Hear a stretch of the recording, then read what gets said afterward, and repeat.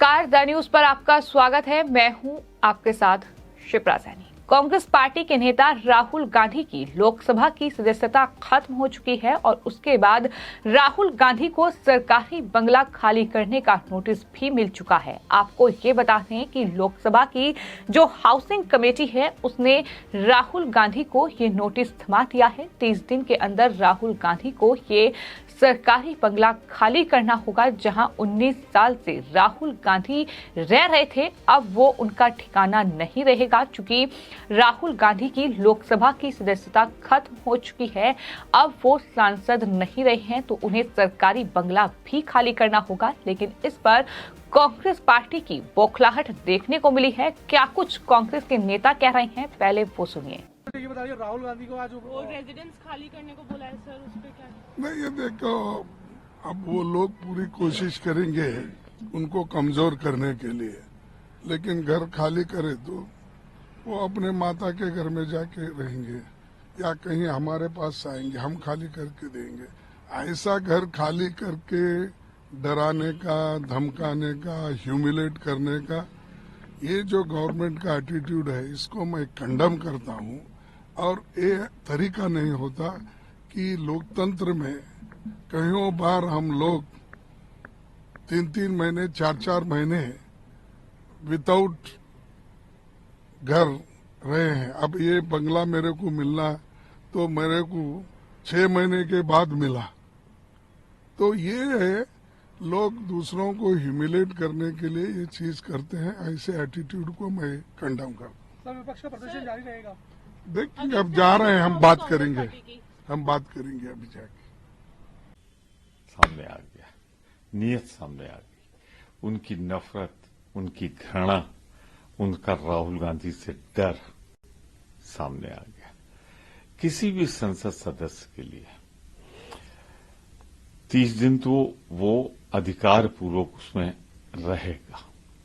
उसके बाद भी वो चाहे तो एक फिक्स रेंट पे, मार्केट रेंट पे वो आगे भी उसकी अवधि बढ़ सकती है। और राहुल गांधी के मामले में तो वो Z+ सुरक्षा श्रेणी में, उसी श्रेणी में आजाद साहब को, कुछ और परिस्थितियों में आनंद शर्मा जी को और भाजपा के कई नेताओं को मिला हुआ है। तो लेकिन ये दिखाता है, जो हमने आज काले कपड़े पहने थे ना, कहा था सामने काले दिल वाले बैठे, ये भाजपा की नफरत दिखाती है। राहुल गांधी ने ठीक कहा था, नफरत की बस्ती में मैं मोहब्बत की दुकान खोलने आया हूं। पर ये मोहब्बत की दुकान से सामान नहीं लेंगे, ये लेंगे नफरत की। तो एक तरफ कांग्रेस पार्टी के राष्ट्रीय अध्यक्ष मल्लिकार्जुन खड़गे ने ये कहा है कि राहुल गांधी अगर बंगला खाली करते हैं तो वो अपनी मां के साथ रहेंगे या फिर वो मेरे पास भी आ सकते हैं। इतना ही नहीं, मैं एक बंगला खाली कर दूंगा, ये मल्लिकार्जुन खड़गे कह रहे हैं। बीजेपी पर भी कई गंभीर आरोप कांग्रेस पार्टी की ओर से लगाए गए हैं। उनका ये कहना है कि कभी कभी हम 3 से 4 महीने बिना बंगले के रहते हैं, हमें सरकारी बंगला अलॉट नहीं होता है और 6 महीने बाद मुझे मेरा बंगला मिला था। ये तमाम बातें मल्लिकार्जुन खड़गे की ओर से कही गई हैं।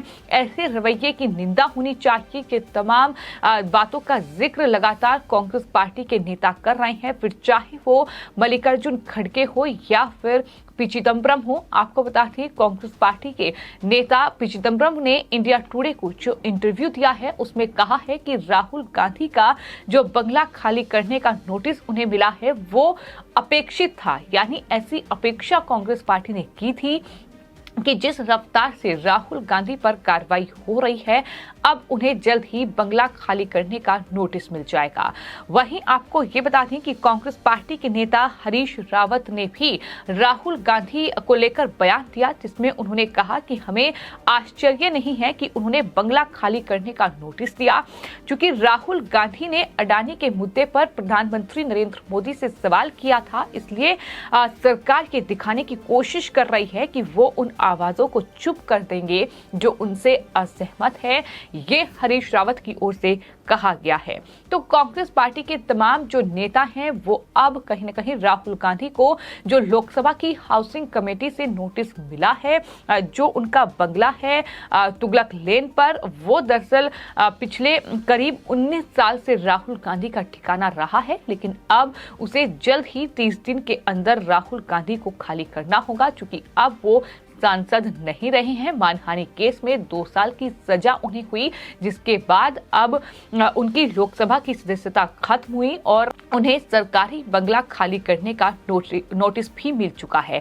वहीं आपको बता दें, कांग्रेस पार्टी के तमाम सांसदों से लेकर कांग्रेस जो महासचिव हैं केसी वेणुगोपाल, उनकी तरफ से भी बीजेपी के बारे में दरअसल अपशब्द कहे गए हैं। बीजेपी पर वो हमला बोल रहे हैं और उन्होंने कहा कि बीजेपी दरअसल अपना बदला लेने के लिए ईडी और सीबीआई का इस्तेमाल करती है। उन्होंने ये भी कहा कि बीजेपी के खिलाफ वो अपना विरोध जारी रखेंगे और जहां तक बात राहुल गांधी के बंगला खाली करने की है तो चिंता की कोई बात नहीं है, ये उनकी तरफ से कहा गया है।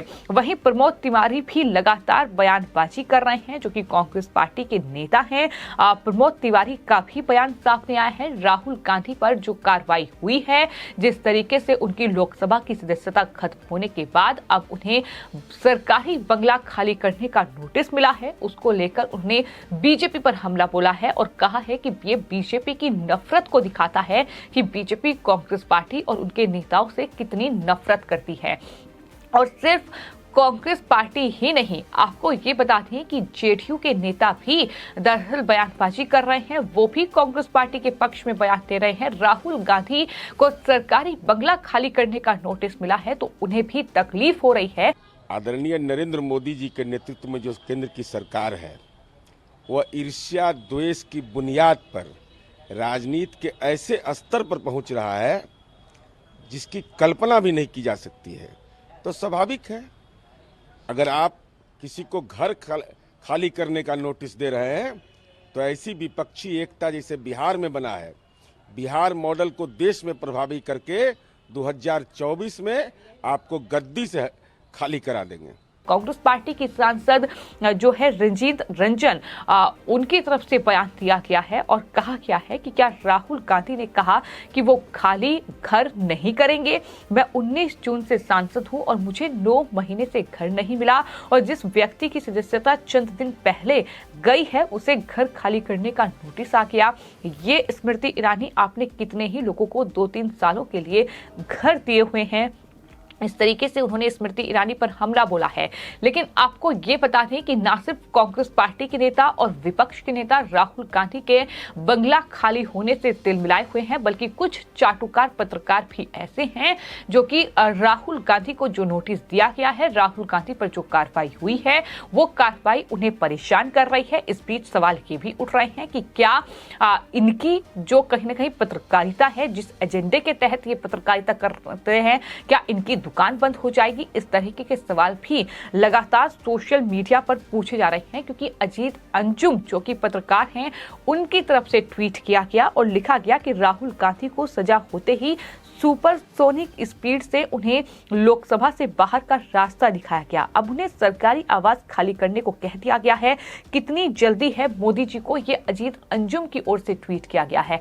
आपको ये बता दें कि कानून के मुताबिक अगर कोई सांसद नहीं रहता है, अगर उसकी सदस्यता खत्म हो जाती है तो जाहिर तौर पर उसे सरकारी बंगला खाली करना होगा। ये सुप्रीम कोर्ट का भी आदेश है और इसके बावजूद इस तरीके की बयानबाजी, इस तरीके के आरोप एक पत्रकार होने के नाते अजीत अंजुम लगा रहे हैं, तो जाहिर तौर पर सवाल उठेंगे कि आखिर किस एजेंडे के तहत वो अपनी पत्रकारिता कर रहे हैं। जिस तरीके से राहुल गांधी पर कार्रवाई हुई है, लेकिन वो तिलमिलाए हुए हैं, लेकिन बीजेपी भी दरअसल पलटवार कर रही है। स्मृति ईरानी ने जवाब दिया है और कहा है कि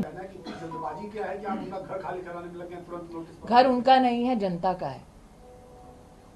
देखिए, कांग्रेस पार्टी इस बात की आदी हो चुकी है कि जैसे अमेठी में गरीब नागरिकों की जमीन हड़पा ली, वैसे ही आज देश की राजधानी में टैक्स पेयर का मकान हड़प लेंगे।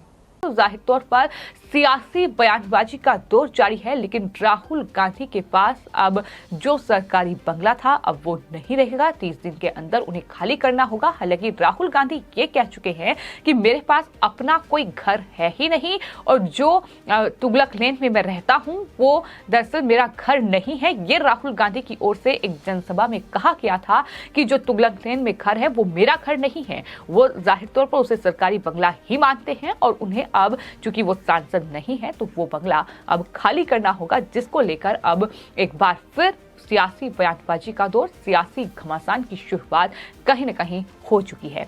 फिलहाल आपकी इस पूरे मामले पर क्या राय है हमें कमेंट बॉक्स में जरूर लिखें और चैनल को सब्सक्राइब करें।